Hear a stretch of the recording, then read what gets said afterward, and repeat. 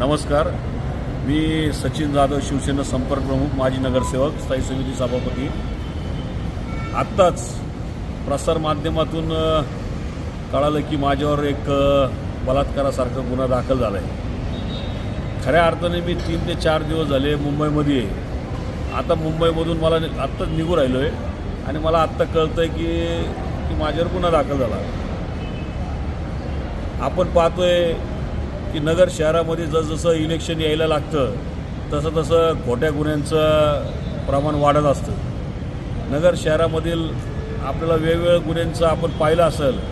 हाही खोटा गुन्हा दाखल करण्याचं ज्यांचं षडयंत्र आहे ते नक्कीच षडयंत्र या ठिकाणी मोडून काढल्याशिवाय आम्ही राहणार नाही.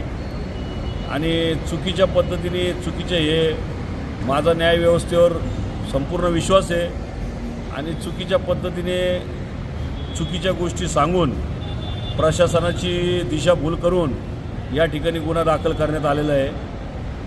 लवकरच याचं दूध का दूध आणि पाणी का पाणी होईल. आणि मी आपल्या सगळ्यांसमोर पत्रकार परिषद घेऊन सगळे पुरावे देऊन समोरच्यांची चिरफाड करणार आहे. समोरचे माणसं कोण आहेत, काय आहे, जे एक कला केंद्र चालवतात, जे वेश्या व्यवसायासारखा कुंटण खाण्यासारखं चालवतात, त्यांनी माझ्यावर आरोप करणं म्हणजे सूर्यावर थुंकण्यासारखं आहे. आणि असो काही फरक पडत नाही.